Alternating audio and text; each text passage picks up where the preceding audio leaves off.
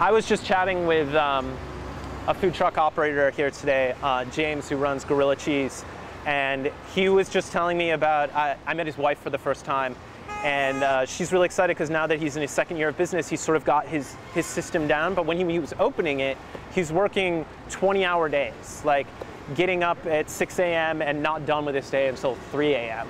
And I think that that's one of the things that's sort of misunderstood about food trucks is people see them from 12 to 2, see all the smiling faces, see all the food going in and out, but it's a lot of work.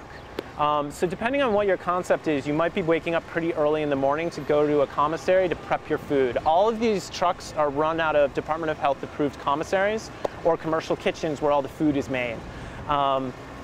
So early in the morning, people are going to be there prepping food, making salads, cooking off like the proteins, preparing sides. Then there's a big load in early in the day. Probably by 8 o'clock, you need to get your truck all loaded up. Then off to the city to try and find parking. Parking in New York City is really, really hard. So anyone that drives in the city knows how hard it is to park a car. But then imagine trying to park a box truck. You know, it's just like, it's very, very challenging finding parking, and that could take you 15 minutes if you're really, really lucky, or that could take you an hour and a half, and you could go from spot to spot to spot and not find parking.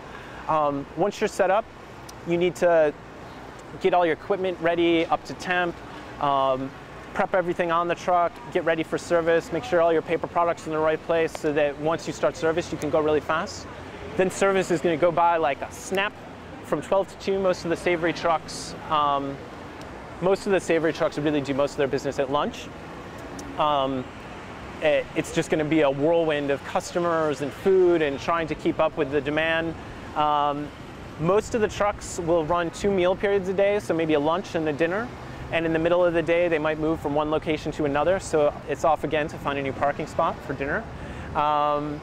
Then the dinner rush, and you know, if you're lucky, you might book a catering event for the evening at a movie set or a film shoot or maybe someone's wedding, and then back to the depot, everything unloaded off the truck scrubbed down and cleaned for the next day, and then finally hop on the subway to get home. So it's a long day, it's a lot of work, but you know, these entrepreneurs, they're really, really passionate about food, and they're really passionate about their customers and making them happy, so it's all worth it.